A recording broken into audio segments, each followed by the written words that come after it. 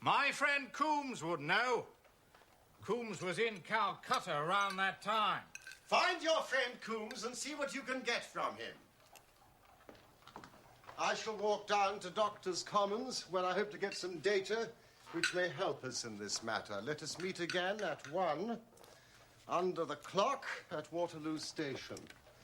That is, if you've finished your breakfast by then. Oh, and your revolver. I would be obliged if you would slip it into your pocket. Neely number 2 is an excellent argument against gentlemen who can twist steel pokers into knots. That and your toothbrush are, I think, all we need. I've seen the will of the deceased wife. Her annual income at the time of her death was a little short of £1,100. But due to the fall in agricultural prices, it is now no more than £750. Each girl, in case of marriage, could claim £250. So if both girls had married, our beauty, Grimsby Roylott, would have had a mere pittance. And even one marriage would ruin him. He had the strongest possible motive. Oh, did you manage to find Coombs? Yes, I did. He proved rather hard to locate, but I finally managed to get him through Swanson at Barnes. He did know Roylott in Calcutta, confirmed what the girl had said, and added one intriguing fact. Now, it seems that a series of robberies had been perpetrated in his house, and suspicion fell on his native butler. Roylott promptly seized the man, and in a fit of anger beat the poor fellow to death. Narrowly escaped a capital sentence, but suffered a long term of imprisonment and returned to this country a morose and disappointed man. Ah, Watson. It's a wicked world. And when a clever man turns his brain to crime, it's the worst of all.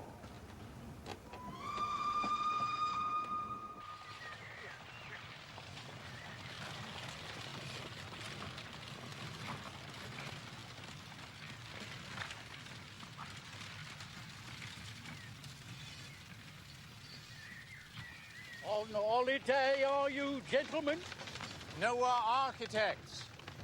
Taking a look at some of the local houses. Ah, that's why you wanted Stoke Moran. I didn't think it was for social reasons. You'll be doing business with Dr. Roylott, then? Yes, I believe that was the name. If you don't mind a word of warning, you want to take care with him, sir.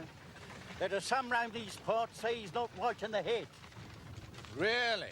Only yesterday, Mr. Thorne, the blacksmith, had a most nasty experience with the doctor because of those thieving gypsies who were camped in the grounds. Oh, yes, we've heard about the gypsies and the leopard. The story goes the doctor threw Mr. Thorne in the stream in a fit of uncontrollable temper. And old Thorne, he's not a small man. Good Lord. Is he bringing a charge of assault? He were going to. But Miss Stoner, the doctor's young stepdaughter, paid him some of her own money to keep it quiet. Well, that's what I heard. Well, I never. Do you hear that, Holmes? The more I see and hear of that young lady, the more my admiration increases. Young woman of commendable spirit. You can pull up here, driver. Who do you mean, dear fellow? Well, Miss Stoner, of course. Most admirable. Ah, Miss Stoner. The dinner we went yesterday.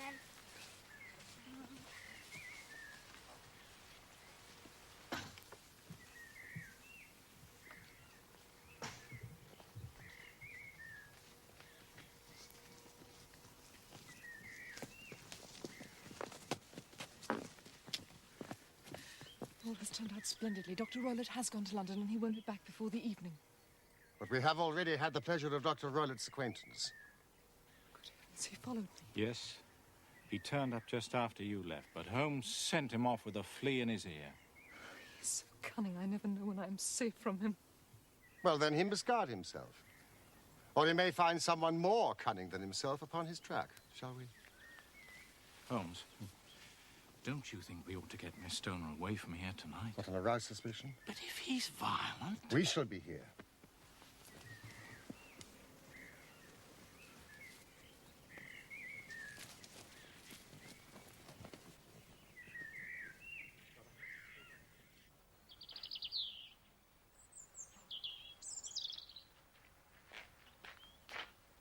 So, this is Dr. Royle's room. This formerly your sister's. And this your room? Yes, but I'm now sleeping in this one. Ah, pending the alterations. Miss Stoner, may I ask something? That's unusual, isn't it? Bedrooms on the ground floor? The bedrooms were moved downstairs when so much of the house fell into decay. Oh, yes, of course. How sad.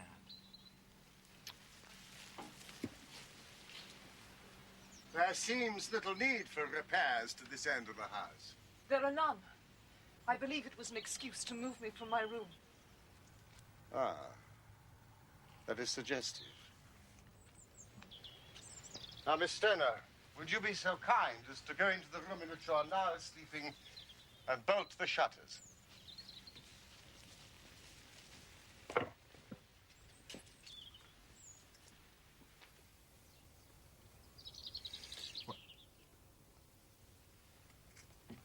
What are you doing, Watson? Well, I'm using your methods, Holmes, seeing whether the ground has been disturbed. And what have you come up with? Your footprints, I believe. And mine and Miss Stoner's. And this.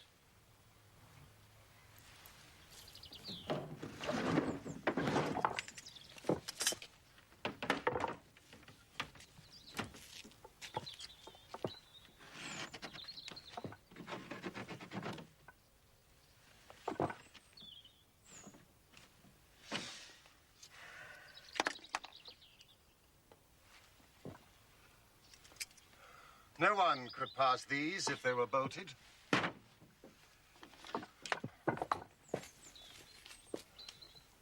Well, let's see if the inside throws any light on the matter.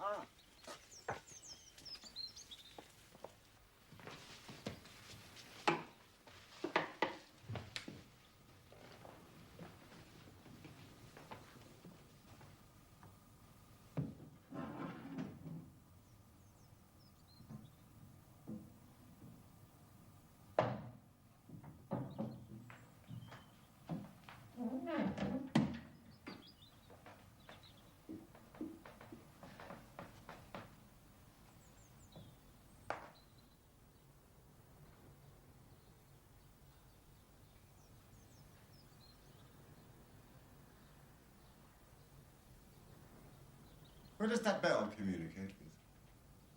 It goes to the housekeeper's room. It looks newer than the other things. Yes, it was only put there a couple of years ago. Ah, your sister asked for it. I never heard of her using it. We used to get what we wanted for ourselves. Indeed. You will excuse me while I satisfy myself as to this floor.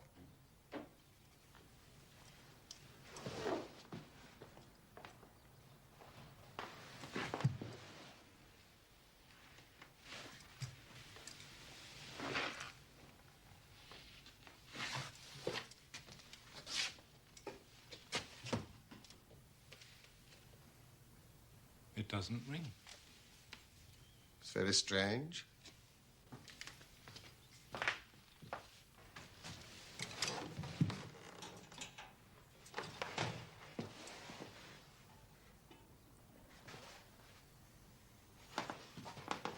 A ventilator into another room.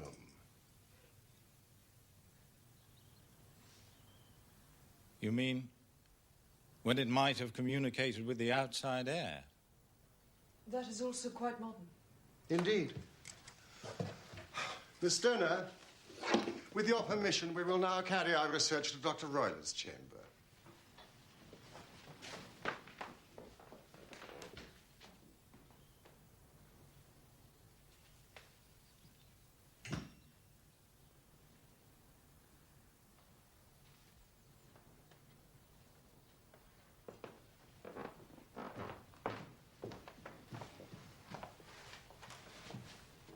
What's in here?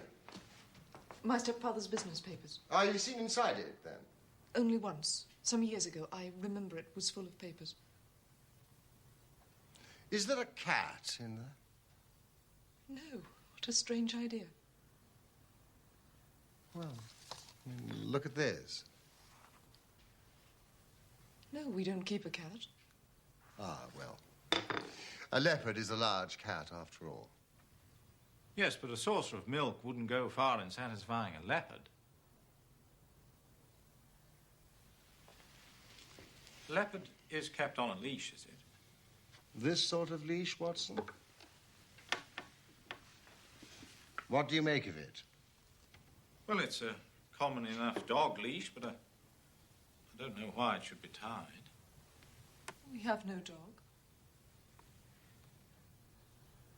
Thank you, Miss Stoner. I have seen enough.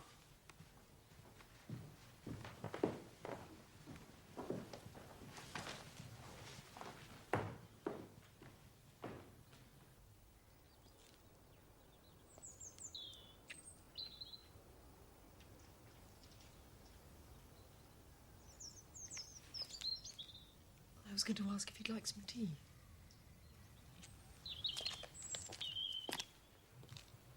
Miss Stoner, it is very essential that you absolutely follow my advice in every respect. Your life may depend on it. I assure you that I'm in your hands. Now, in the first place, on the way here, we passed a small cottage. The shell house? Would the windows of your sister's room be visible from there? Yes. You are sure? Yes. Then we shall make it our base. Some refreshment. Oh, we shall have dined, shan't we, Holmes? Is there a village inn? The Crown. Oh, good. Thank you all the same. Now, Miss Stoner, when your stepfather returns, you must confine yourself in your room on pretense of a headache. Then, when you hear your stepfather retire for the night, you must go to the windows, undo the hasp, open the shutters, and leave your lamp on the windowsill as a signal to us. Then withdraw with anything you may want for the night to your old room. I've no doubt that in spite of the repairs, you could manage there for one night. Oh, yes, of course. And now we must leave. If Dr. Roylott should return and find us here, our journey would be in vain. I believe, Mr. Holmes, that you've already made up your mind. For pity's sake, tell me the cause of my sister's death. Be brave. If you do as I have told you, rest assured we shall soon drive away the dangers that threaten you.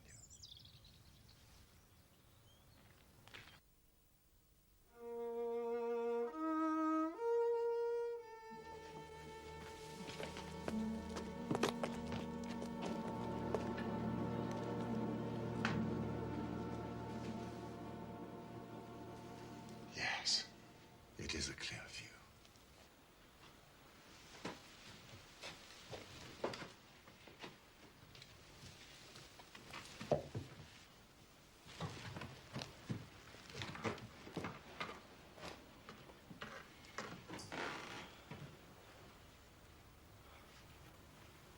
You expecting this to take all night, Holmes? It's possible. Anything is possible.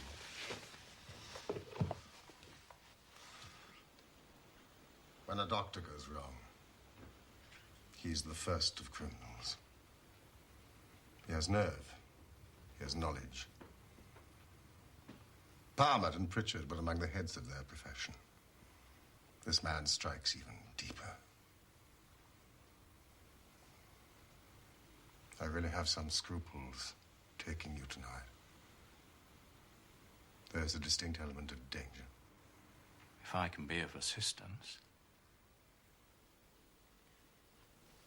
It's very kind of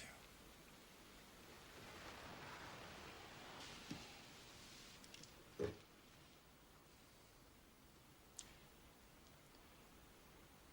You evidently saw more in those rooms than was visible to me, Holmes. But I probably deduced a little more. Do you remember Miss Stoner said that her sister could smell Dr. Rowlett's cigar? Well? The ventilator. A ventilator made, a cord hung, and a woman who lies in the bed dies. I can't see any connection. Did you notice anything peculiar about the bed?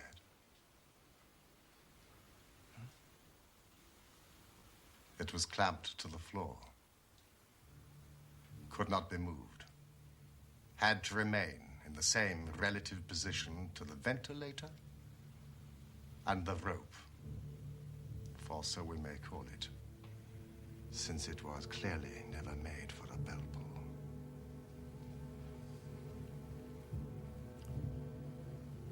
I begin to see dimly what you're driving at. We're only just in time to prevent some subtle and horrible crime.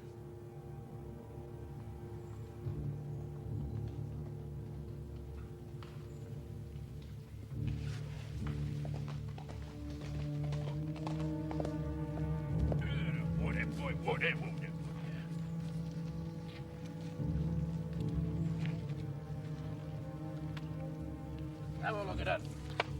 Yeah. Tonight.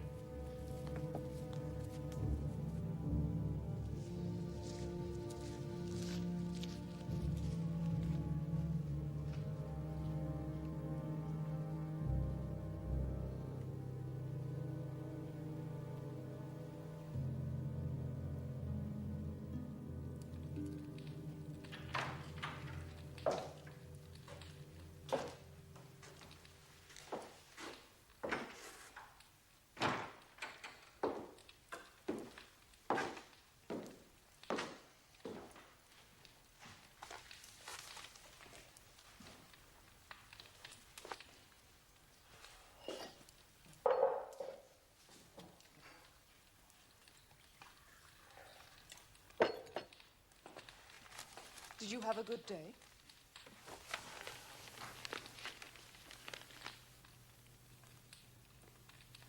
Not without interest.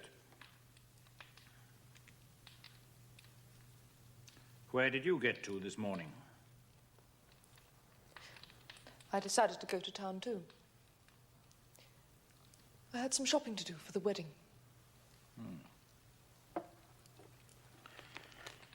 You knew I was going up. We might have traveled together.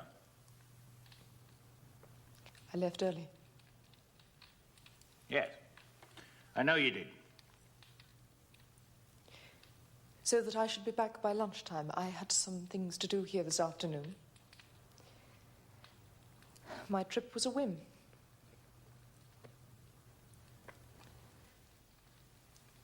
You always were a good little liar.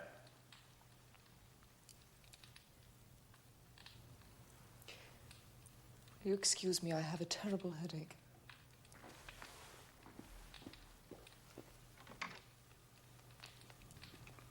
Holmes the meddler. Holmes the busybody. Holmes the Scotland Yard Jack in office.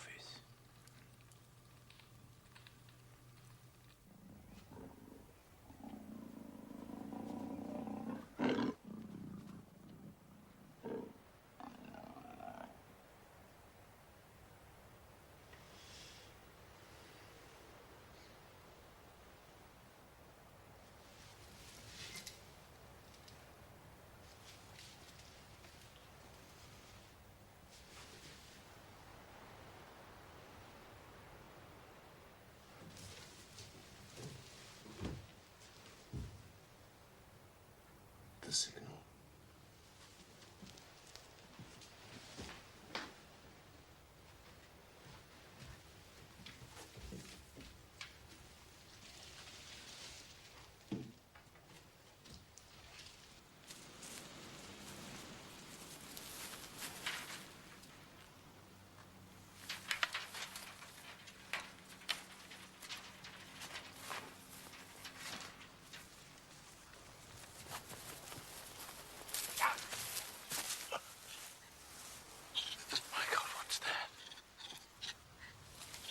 It's the baboon. This is a nice household.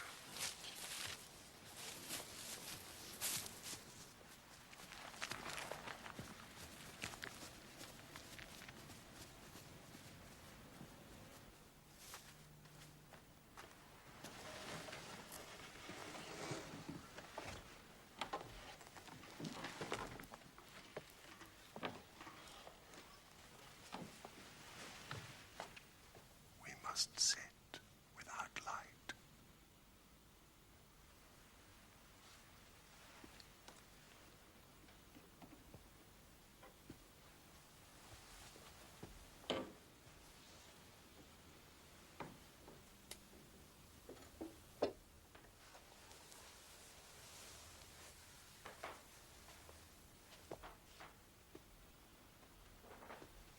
Do not fall asleep. Your very life may depend on it.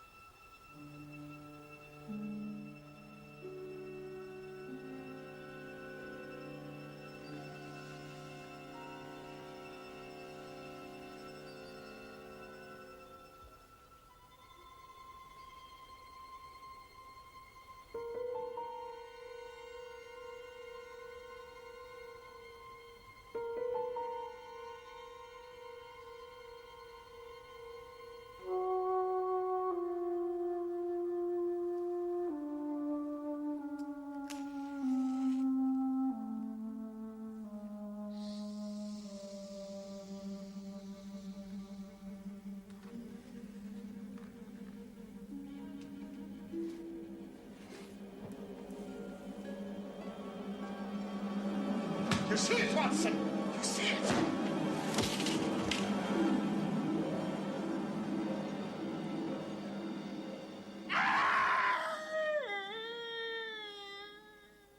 What can it mean? It means that it's over. And perhaps for the best. Come, Watson. Bring your pistol.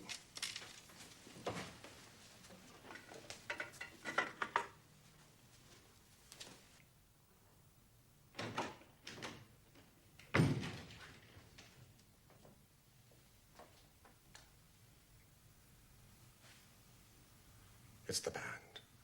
The speckled band. It is a swamp adder. The deadliest snake in India.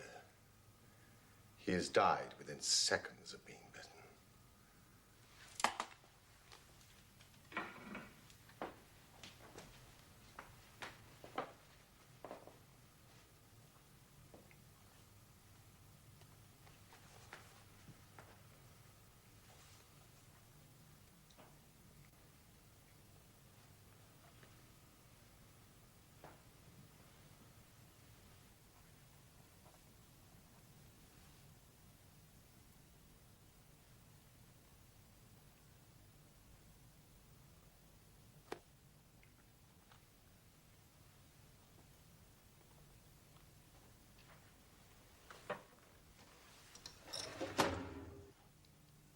Violence does, in truth, recoil upon the violent.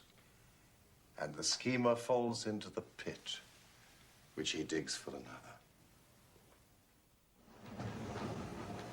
The idea of a snake occurred to me when I coupled it with the knowledge that the doctor was furnished with a supply of creatures from India.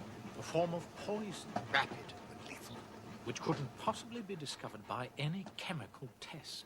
It might or might not bite the occupant of the bed. She might escape every night for a week, but sooner or later, she must fall a victim. Oh, my poor Julia. The doctor had trained the snake, probably with the milk, to return at the sound of a whistle. The very whistle which you and your late sister heard. My inspection of the chair in Dr. Roylett's room had shown that he had been in the habit of standing upon it to reach the ventilator. Last night, when I attacked the snake and drove it back through the ventilator, I roused its snakish temper, causing it to turn upon the next person that it saw. Dr. Grimsby Roylott. So you, Holmes, were indirectly responsible for his death. I cannot say that it is likely to weigh very heavily on my conscience.